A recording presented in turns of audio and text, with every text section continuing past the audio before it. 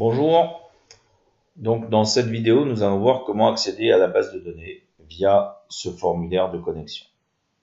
Alors, il faut savoir que chaque formulaire qui est défini dans un projet correspond et doit correspondre à une règle métier du cahier des charges. Alors, la règle métier qui nous préoccupe ici par rapport à ce formulaire, c'est le fait que un utilisateur, lorsqu'il se connecte, donc il va saisir son login, son mot de passe, et lorsqu'il va valider en cliquant sur le bouton validation, va aller accéder à la base de données pour vérifier si le login et mot de passe existent bien. Alors, pour cela, il est évident que nous n'avons pas le droit, à partir de l'événement clic, d'aller accéder directement à la base de données, pour des raisons de sécurité et d'autres raisons, que nous détaillerons par la suite. Mais donc, pour cela, nous allons définir plusieurs dossiers. Donc, un premier dossier qui est ici, que nous avons défini la dernière fois, qui est le dossier métier, dans lequel nous allons trouver l'ensemble des fonctions métiers. Nous allons avoir un dossier ADO dans lequel nous allons avoir un ensemble de fonctions ADO pour accéder à la base de données.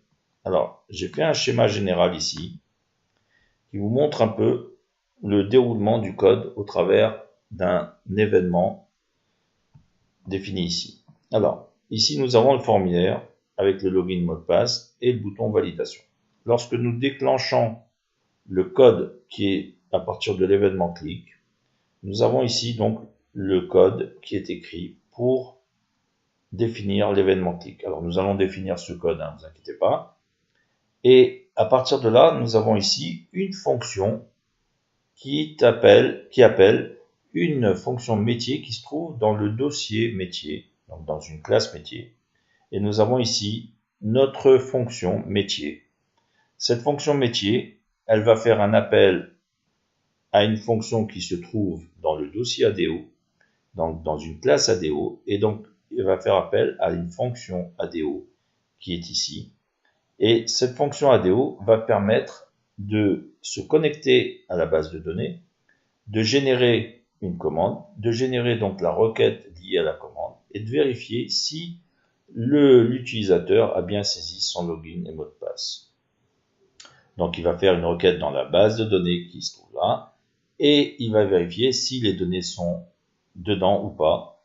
Si elles sont dedans, cette fonction ADO va retourner une information à la fonction métier qui elle-même va retourner une information à la fonction qui se trouve dans l'événement clic qui elle-même va retourner une information au formulaire et donc à l'utilisateur.